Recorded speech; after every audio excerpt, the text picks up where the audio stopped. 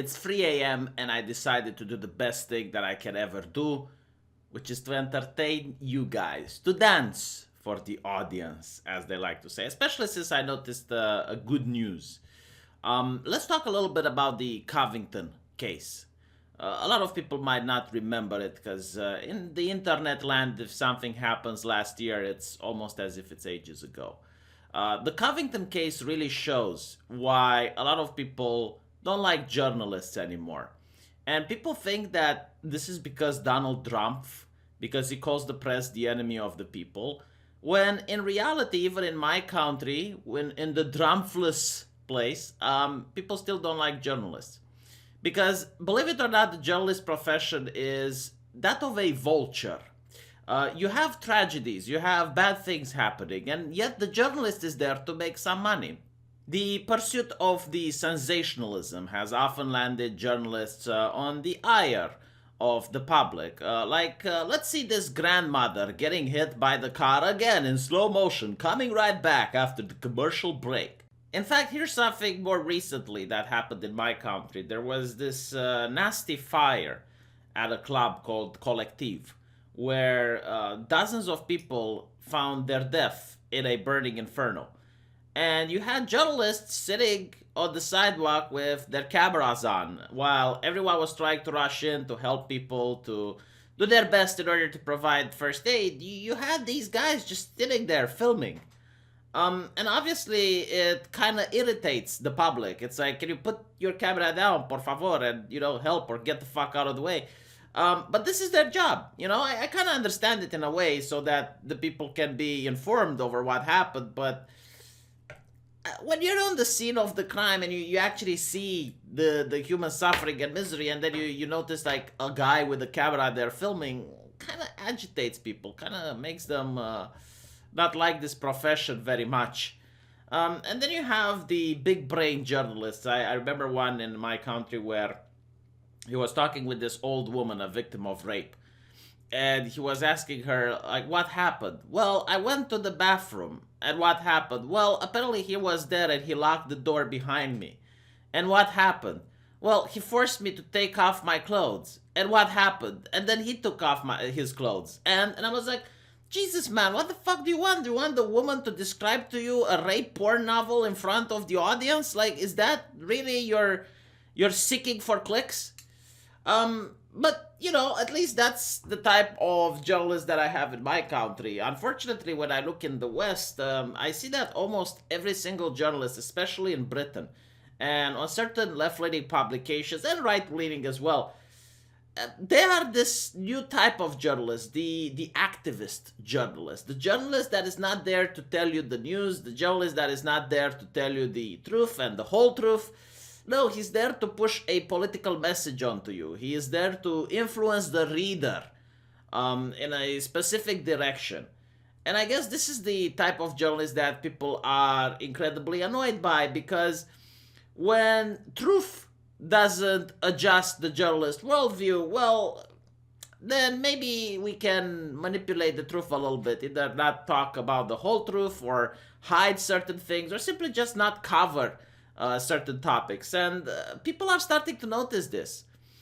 And the Covington kids, I think, was one of the worst journalistic malpractices that I have seen in recent months, I would say. It is absolutely disgusting what happened there. And not only that, all of the mainstream media lapped at it in order to make clicks, in order to get outraged, because talking about racism sells. Racism is very profitable. People, when they hear about racism, they share the articles, they talk to their friends, they get outraged, they refresh the page to see if there's any new news. And this gives them a lot of click, gives them a lot of publicity, sponsored by Coca-Cola. And of course, all of this is very profitable for the journalist. The downside is the victims. And in this case, these kids were the victims. But I guess because America is very divided right now between right-wing and left-leaning politics, people that have MAGA hats for left-leaning people stop being human anymore. It's almost like, okay, so who cares if this happened to them? Because what we see here is that the journalists accused the MAGA kids of doing racismus, of assaulting what appears to be an Indian man, Feather, not Dot. And upon further inspection, turns out that the kids were actually the victims. Then they were being harassed by a bunch of black Israelites. And the person that got in their face was the aggressor. He was a grifter, he was an activist, he was seeking the spotlight, if you will, in order to push his political narrative that aligns with the intersectionality worldview that the journalists have. So, after many publications decided to slander these kids and commit the act of malpractice, journalistic malpractice, if you can call it as such. Now, there were a couple of lawsuits being thrown around, and these kids, being Christian, I guess, wanted to give the opportunity of the journalists to apologize and retract before the lawsuits would go forward, but many of them did not. Some of them did. And I was a little bit dismayed by the ruling over the Washington Post lawsuit, which beckoned an appeal. I really disagree with the judge. Now, I know Romanian law, not American law. I'm sorry for not knowing all the laws around. I guess you can make the argument that American law is the only one that matters, eh? American War Police. But this, to me, is the definition of slander. Like, the article actually said that the kid has assaulted the Indian activist, which definitely did not happen. And the judge says, well, that's an opinion. So, if I were to say that I think the mother of the judge is a woman of low moral fiber, as long as it's my opinion that can go through, even if, let's say, my opinion starts riling up a hate mob and ends up getting the judge fired, because you see, there were consequences which happened to the kid. Apparently, he couldn't go to school for a couple of days because there was a hate mob against him, and there were people demanding that the consequences would never be the same because of what the journalist wrote. So it's really interesting, isn't it? What I also find fascinating is that most of these leftist journalists, they constantly talk about hate speech, words that may somehow potentially lead to violence, right? And they weren't condemning their colleagues when they wrote words that may somehow potentially lead to violence regarding these kids. But if you look here into the comment section of the Rolling Stone, you could see this guy completely not understanding American law. Like, I need to be a Romanian to explain to him. It's like, the reason he sued for 250 million. This is something common in America, like you're going to sue for the maximum amount. This is what every lawyer is going to do for any case. They're going to sue for the maximum amount. They don't expect that they're going to get even half as much. But it's the way you do it. It's like you sue for the most, and it allows you room to settle. It's perfectly normal. It's not, being delusional. It's you not studying American law, Mr. Influencer. And then it's like, oh, you mad little Trumpy, gonna cry now. Like, look at the type of languages and the way these people are treating a child, right? Like, I have learned a lot on the internet. I have learned more than enough. I have learned more than what people learn in a lifetime, right? Like, I understand when it's a child, you should treat him with respect, regardless if he has like bad ideas. He pushes for communism and other ideologies that killed millions, and they wear an Antifa t-shirt. No, if it's a child, you shut the fuck up, right? That's what Greta Thunberg taught me. Even though she wants to raise my taxes and give me a more difficult lifestyle without air conditioning and tablets and what have you, I need to shut the fuck up because she's a kid. She's 16. Don't I know that? But in the case of the Covington kids, no. You can mock, you can ridicule, you can harass. It's very interesting. Now, I have to say it warms my heart. It warms my heart that they actually managed to win the lawsuit, well, settle the lawsuit with CNN. And this is very important.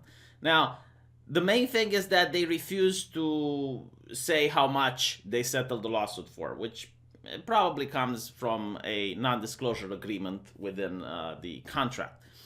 But it doesn't matter. Even if they manage to settle for 5 cents, this is big. Because CNN is quite a major target, if you will. It's very popular. It's a big brand. People know what CNN is, and this will scare other journalistic outlets into settling as well. So hopefully we're going to see a lot more lawsuits, because by God, does this not make me happy? Does this not make me excited with a big boner to see that these mainstream media are finally paying from their cash to the victims that they are causing? Maybe if they're going to be a little bit more responsible in the future if this is the case. You know what I really hate, by the way? I grew up in a country that didn't have a proper mainstream media. The journalists during the communist regime here didn't report on anything that was important. There were crimes going on, there were murderings that happened, there were muggings, there were abuses done by the government. The son of the dear leader Ceausescu murdered a woman with his car. None of that was in the press. The press wasn't fit for purpose. Right? A lot of people think that fascist dictatorial regimes do not have press. No, they do have press. They do have press. It's just that the press, instead of informing people, is disinforming. And I think this is what happens in America as well. If you look at the number of mainstream publications, it's like 6 of them. It's just 6 publications that happen to own other companies, and it may seem that you have like hundreds of newspapers and hundreds of television channels, but in reality, they're owned by 6 parent companies. That's not a good thing. What really annoys me the most is that back in the day, before the internet, people like me, which wanted to talk with the public, would just start their own newspaper. All you did was a printer, and you started small. You would hire a little kid on a bicycle going, you know, like, and throwing your newspapers on people's doors. And if you were good at writing the newspaper, if you were good at doing what you're doing, you would manage to expand. More people would want to read it. And, you know, eventually you would go from town-based to city-based, and, you know, then expand into more cities, probably becoming nationwide. And if anyone were to criticize, you know, what you were writing there, unless it was like criminal activity, it was like, no, freedom of the press. Freedom of the press was inconceivable to tell someone that they're writing something hate speech in their journal. Or to have like the ink company or the paper company stop supplying you with their goods because they don't agree with your political opinions. It was just not even fathomable at the time. But nowadays, the people like me, which would have started a newspaper back in the day, are doing this on the internet, on YouTube, on Twitch, on various social media outlets. And now you have the journalists, which are the multi-billion-dollar mainstream media corporations, going down on the little guy, you know, for hate speech, for things that may somehow lead to violence, while they don't call their own when they do things like this. Very abhorrent. So this is why I really cared about this case, and I want to see the Covington kids win every single goddamn lawsuit that they have. And I want to see the journalists cough up their cash and hopefully learn a lesson for the future. Especially CNN, which really deserves it after blackmailing an American citizen.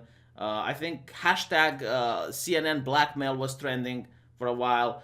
After doxing American citizens, they really deserve it. They're scum. They're pieces of shit. Not all of them. Not every single person that works at CNN, but the multi-billion-dollar corporation. You know, another thing which I noticed, it is now far right to complain about multi-billion-dollar corporations, isn't it? Right? You complain about CNN, oh my God, it's far right. You complain about Hollywood, oh my God, it's far. Shut the fuck up. You know, kind of makes you wonder who gets to decide what is far right and what isn't.